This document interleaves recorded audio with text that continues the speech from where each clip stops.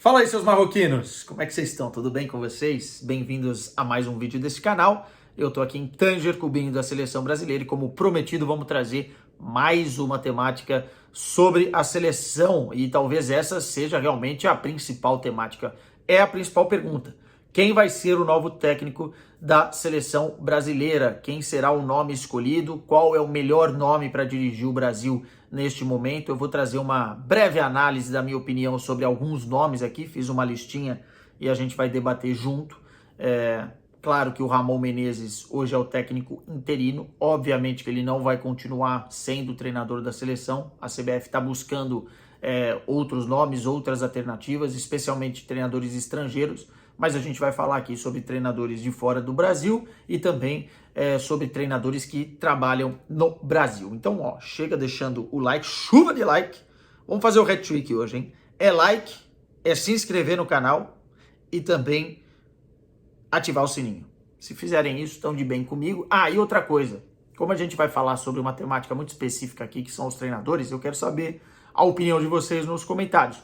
Para você aí de casa, qual é o treinador que você gostaria de ver como técnico do Brasil nesse ciclo de eliminatórias da Copa, Copa América e Copa do Mundo 2026? Deixa o nome e, por favor, o comentário do porquê, né? Porque senão só o nome não vale de nada. Vamos trocar essa ideia nos comentários. Vamos lá. Começando a minha listinha pelos que trabalham no Brasil, tá? Depois a gente vai para o continente europeu, até porque hoje eu estou no continente africano, tá? Então vamos começar no Brasil e trazer dois nomes aqui, né? Fernando Diniz, treinador do Fluminense, e Abel Ferreira. Começando pelo Abel Ferreira, tá? Eu acho que se tem hoje um treinador que trabalha no Brasil, que merece uma chance na seleção brasileira, ou merece o convite para a seleção brasileira, esse cara é o Abel Ferreira, tá? Nos últimos 4 anos, no cenário do futebol brasileiro, o Abel já se provou de diversas formas. Em campeonatos de ponto corrido, em campeonatos importantes em mata-mata, em momentos decisivos, em viradas históricas, variações dentro de um plantel qualificado, é verdade, mas que ele conseguiu de diversas formas tornar o time menos previsível em algum momento, mais burocrático e necessário no outro. É um cara que entende muito de futebol e dentro do contexto do trabalho com os jogadores, é um cara que provou ser muito especial, né? Se você conversar com qualquer jogador do Palmeiras hoje, os caras vão falar bem do Abel Ferreira. E que o Abel Ferreira consegue criar ali um ambiente necessário. Ele é um cara que cobra muito, mas que também escuta muito os jogadores. Não é o típico paizão, mas é um cara meio termo, né? Ele não é bruto, ignorante, não é distante dos jogadores como outros que a gente vê por aí, mas é um cara que também sabe a hora de cobrar, né? O Rafael Veiga hoje na coletiva de imprensa rasgou elogios ao Abel Ferreira. Qual que é um ponto negativo para o Abel assumir que as pessoas falam muito? Parte da personalidade, né? Parte da reclamação com a arbitragem, das explosões na beira do gramado, da maneira com que ele fala com a imprensa. Mas, cara, treinador tem que ter personalidade. Eu sei que muitas vezes ele passa do ponto, mas eu prefiro muito mais olhar pro lado bom da coisa, pro que ele tem feito de bom, do que por uma parte que ele precisa corrigir e ele já assumiu isso. E se a gente olhar historicamente, o Brasil já teve treinadores com personalidade forte que também brigavam com a imprensa, que também eram reclamões, que também eram rabugentos e muito mais que o Abel. Você pode pegar o próprio Felipão, cara. O Felipão, ele era esse cara, ele era desse nível de trato com a imprensa, de reclamações, de ser um cara mais irritado. E a gente viu o Felipão, o que ele fez, isso desde a época do início, no final dos anos 90 e início dos anos 2000. E a gente viu o que ele fez com a seleção, né? Os mais novos vão lembrar do 7-1, mas o Felipão foi o responsável pelo título em 2002, né? Muito porque ele criou essa família escolar e na época tendo a confiança dos jogadores. Isso o Abel tem de sobra no Palmeiras. Então, eu se fosse escolher um treinador que trabalha no Brasil hoje, a minha primeira opção seria o Abel Ferreira, independentemente de qualquer coisa. Mas entendo que a CBF não veja com esses olhos. Segundo nome, Fernando Diniz.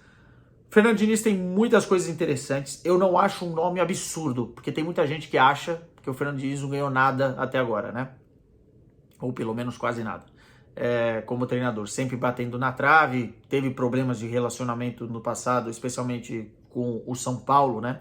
Que perdeu aquele título do Campeonato Brasileiro na reta final para o Flamengo. E muita gente olha para o Diniz como um treinador ainda em formação.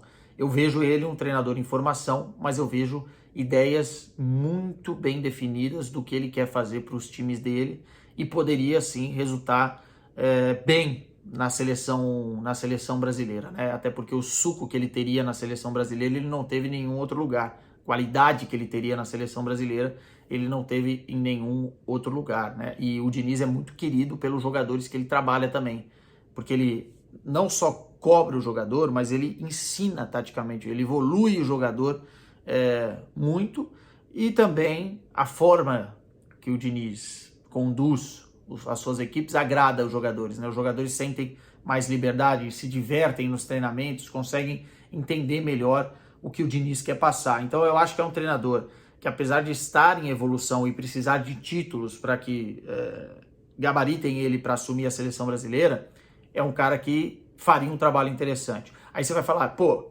tem um título na prateleira interessante e tal. O Abel tem gente que não quer por causa do comportamento. O outro não quer porque não tem. Enfim, a galera tem que se decidir. E tem um ponto que é importante. O Scaloni da Argentina, até ele assumir a Argentina, não tinha nada. Não tinha título nenhum, tinha boas ideias.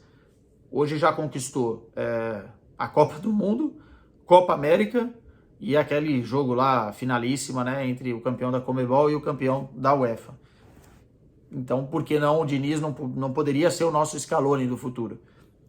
Gosto da ideia, não é o meu preferido, mas também entenderia a escolha da CBF. Passando para os estrangeiros, começando com Luiz Henrique, que está aí na thumbnail, né? Não acho legal. Se você pegar o trabalho dele no Barcelona, da época do trio MSN, fantástico. Se você pegar o trabalho dele na Espanha, é um trabalho com ideias muito vincadas, ele não muda muito o que ele pensa de futebol, ele vai tentar implementar o que ele pensa, e isso talvez bata em confronto com alguns atletas. Ele viveu em pé de guerra com a imprensa espanhola esse último ciclo, e talvez esse contexto de confusão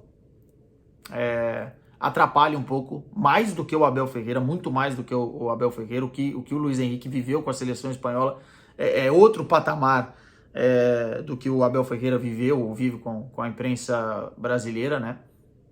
Mas, de uma certa forma, seria um treinador interessante se a gente entendesse muito bem o que ele quer fazer. E se o trabalho que ele tivesse feito na Copa do Mundo tivesse sido vitorioso, né? Lembrando que a Espanha caiu nas oitavas de final da Copa. O Brasil caiu nas quartas de final e já foi o furor que foi. Então, o Luiz Henrique, para mim, não seria e não teria esse perfil. A CBF também acho que já descartou. Zinedine Zidane, cara, para mim seria muito, muito interessante. A gente não viu o Zidane treinar uma equipe fora do contexto do Real Madrid, né? Então a gente não sabe como é que seria isso. Mas eu acho que pelo nome, pelo respeito que os jogadores teriam com ele, e por ser um bom treinador, porque ninguém ganha as Champions que ele ganhou à toa, seria fantástico. O problema do Zidane é que me parece que ele não está interessado, ele estaria muito mais interessado em assumir a seleção francesa do que a seleção brasileira, e aí eu acho que não vale o esforço. Eu acho que para o cara assumir a seleção brasileira, ele tem que querer assumir a seleção brasileira. Não adianta você ficar batendo na porta e para ele não ser uma prioridade. A seleção brasileira tem que ser a prioridade, né? Outro cara que está aí na thumbnail é o Jorge Jesus.